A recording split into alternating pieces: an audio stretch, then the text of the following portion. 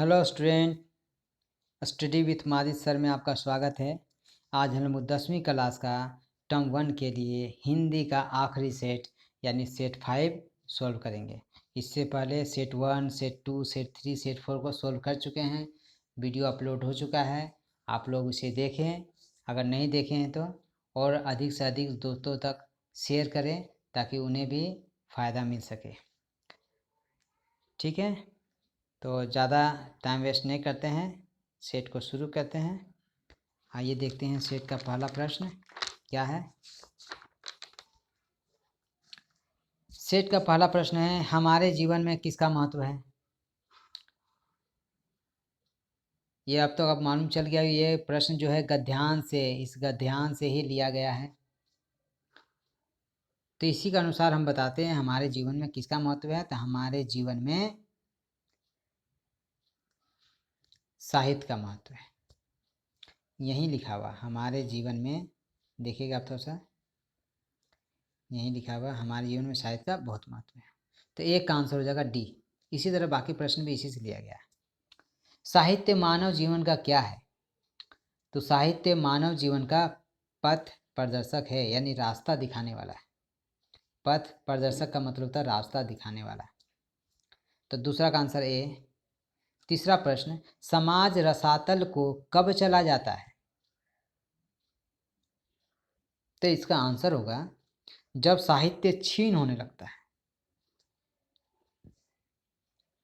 चौथा नंबर प्रश्न, समाज किसकी भांति समाज के समस्त विकारों का हरण करता है। तो इसका आंसर होगा सूर्य के भांति। 4 का आंसर होगा ए, सूर्य के भांति। 5वां नंबर प्रश्न, उपर्युक्त गद्यांश का उचित शीर्षक दे। अगर हम गद्यांश का कोई हेडिंग देना चाहते हैं तो क्या देंगे। तो यह साहित्य के बारे में बताया गया है, तो बिना डाउट के इसका आंसर होना चाहिए साहित्य का महत्व। 5 का होगा सी, साहित्य का महत्व। 6वां नंबर प्रश्न, पद्यांश को पढ़कर प्रश्नों के उत्तर देने हैं। 6वां नंबर प्रश्न है, हमें क्या नहीं काटना चाहिए। पेड़ नहीं काटना चाहिए। 6 का आंसर सी। 7वां नंबर प्रश्न, संहार के बाद किसकी तरह पछताएंगे। संहार के बाद किसकी तरह पछताएंगे। तो इसका आंसर हो जाएगा ए, अशोक की तरह पछताएंगे। अगला प्रश्न, पेड़ हमें क्या देते हैं। तो पेड़ हमें शीतल छाया देते हैं। 8 का आंसर होगा ए, शीतल छाया। 9 नंबर प्रश्न, सस्य श्यामला किसे कहा गया है। तो सस्य श्यामला हरी भरी धरती को कहा गया है। वंदे मातरम के गीत में सस्य श्यामला का उपयोग किया गया है। सस्य श्यामलम मातरम वंदे मातरम। तो यहाँ हरी भरी धरती को सस्य श्यामला कहा गया है। 9 का आंसर सी। 10 नंबर प्रश्न, काव्यांश का एक उपयुक्त शीर्षक दें। तो इस काव्यांश का अगर हेडिंग देना है, कोई नाम देना हो तो क्या देंगे। पेड़ पौधे का संहार, उसी के बारे में बताया गया है। तो 10 का आंसर होगा बी। 11वां नंबर प्रश्न, कौन सा वाक्य सकर्मक क्रिया का उदाहरण है। तो सकर्मक क्रिया वो क्रिया होता है, वो वाक्य, उसमें लाइन में आप देख लीजिएगा वाक्य में, जिस वाक्य में कर्ता भी हो, कर्म भी हो और कार्य भी हो, वो सकर्मक क्रिया है। तो राम कार चला रहा है, इसमें राम कर्ता है, कार कर्म है और चला रहा है क्रिया है, तीनों मिल जाता है, इसलिए 11 का आंसर ए होगा, सकर्मक क्रिया। 12वां नंबर प्रश्न, कौन सा वाक्य अकर्मक क्रिया का उदाहरण है। तो अकर्मक क्रिया वो क्रिया है, वो वाक्य है जिसमें कर्ता होगा और कार्य होगा, कर्म नहीं होता। तो मयूर नाचता है, इसमें मयूर कर्ता हुआ और नाचना क्रिया है, कर्म तो है ही नहीं, ये अकर्मक क्रिया है। 12 का आंसर बी। 13 नंबर प्रश्न, कौन सा तारा का एक अर्थ है? तो इसका आंसर होगा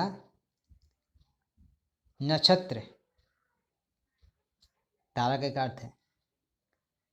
14 नंबर प्रश्न, दो या दो से अधिक पदों के मेल को क्या कहते हैं? दो या दो से अधिक शब्दों के दो या दो से अधिक पदों के मेल को समास कहते हैं। तो 14 का आंसर बी, यानी 14 का आंसर बी। 15 नंबर, आजीवन कौन सा समास है? आजीवन का होता है जीवन भर,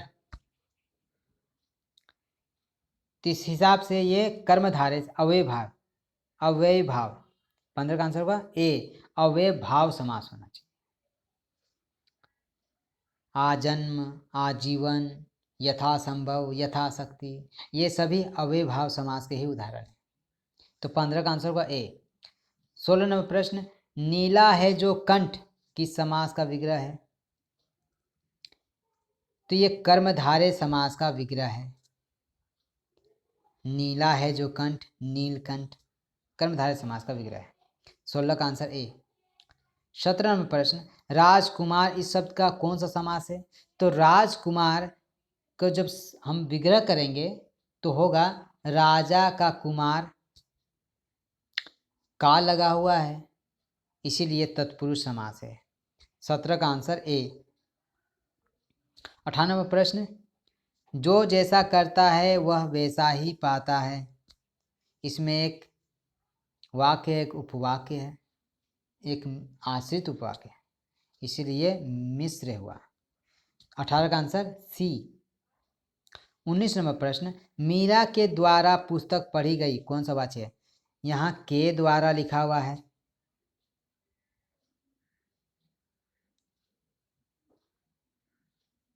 तो ये कर्मवाच्य है।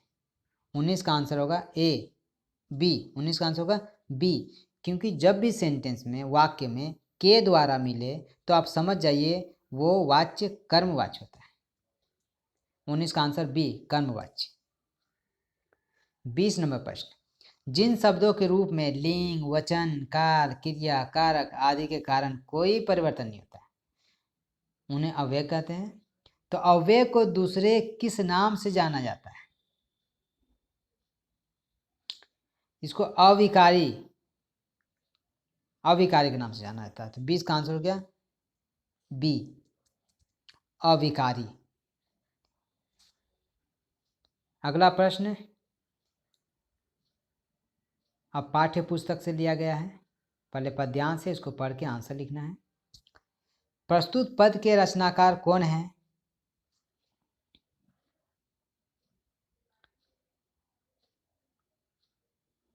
हरिहरल की लकड़ी, ये सूरदास के पद हैं इसके रचनाकार, क्योंकि सूरदास के पद से लिखा गया है, कहानी को मतलब पद्यांश को लिया गया है।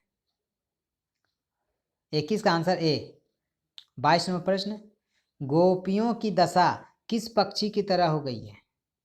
तो गोपियों की दशा हारिल पक्षी की तरह हो गई है, जिस तरह हारिल का पक्षी लकड़ी के टुकड़े को पकड़े रखती है, उसी तो वो मन से कृष्ण को पकड़ के रखी हुई है। तो 22 का आंसर होगा डी, हारिल की तरह। 22 का आंसर डी। 23 नंबर प्रश्न, गोपियों के उद्धव के द्वारा दिया गया योग का ज्ञान किसके समान लगता है? तो कड़वी ककड़ी के समान लगता है। तो 23 का आंसर हो जाएगा बी। 24 नंबर प्रश्न, गोपियां जागते सोते सपने में दिन रात किसका नाम जपती रहती है? अगर गोपियां हैं तो कृष्ण का नाम जपती है। आंसर हो जाएगा बी। 24 का आंसर बी। 25 नंबर प्रश्न, यह दंतुरित मुस्कान कविता के कवि का नाम क्या है? तीसरे कवि के नाम, दंतुरित मुस्कान जो है इस कविता के कवि के नाम नागार्जुन है। 25 का आंसर हो जाएगा सी। 26 नंबर प्रश्न, घेर घेर घेर धाराधार ओ, ये पंक्ति किस कविता से ली गई है? तो ये पंक्ति जो है उत्साह कविता से ली गई है। 26 का आंसर होगा सी। 27 नंबर प्रश्न, अट नहीं रही है कविता में किसकी आभा अटने रही है, यानी किसकी सुंदरता है हट नहीं रही है। तो फागुन की, इसमें फागुन की विशेषता को बताया गया। तो 27 का आंसर होगा डी। 28 नंबर प्रश्न, यह दंतुरित मुस्कान में कवि को एकटक कौन निहार रहा है। तो एक बच्चा निहार रहा था, यानी एक शिशु। बी 28 का आंसर होगा बी, शिशु। 29 नंबर प्रश्न बाल गोविंद भगत से दिया गया है। बाल गोविंद भगत कैसे कद के थे, तो मंझोले कद के थे। 29 का आंसर सी। बाल गोविंद भगत की उम्र कितनी होगी, तो बाल गोविंद भगत की उम्र 60 के ऊपर होगी। 30 का आंसर बी। 31 नंबर प्रश्न बाल गोविंद भगत की टोपी कैसी थी, तो बाल गोविंद भगत जी हैं कबीर जी को अपना साहेब मानते थे, इसीलिए उन्हीं की टोपी पहनते थे। उन्हीं की तरह ये कबीर पंथी टोपी जैसी उनकी टोपी थी। तो 31 का आंसर हो जाएगा बी। 32 नंबर प्रश्न बाल गोविंद भगत गले में कैसी माला बांधे रहते थे, तो उनका माला तुलसी के जड़ों की एक बेडोल माला होती थी। तो 32 का आंसर हो जाएगा बी। 33 प्रश्न बाल गोविंद भगत के पाठ के लेखक कौन हैं, तो इस पाठ के लेखक राम वृक्ष बेनीपुरी हैं। 33 का आंसर सी। 34 नंबर प्रश्न हवलदार साहब क्यों कस्बे से गुजरते थे, तो कंपनी के काम के सिलसिले में हर 15 दिन पे उन्हें कस्बे से होकर गुजरना पड़ता था। तो इसका आंसर हो जाएगा डी, कंपनी के काम के सिलसिले में। 34 का आंसर डी। 35 नंबर प्रश्न नेताजी का चश्मा पाठ में कैप्टन कौन है, कैप्टन चश्मे वाला है। 35 का आंसर बी। 36 नंबर प्रश्न नेताजी का चश्मा पाठ में पान वाला उदास क्यों हो गया,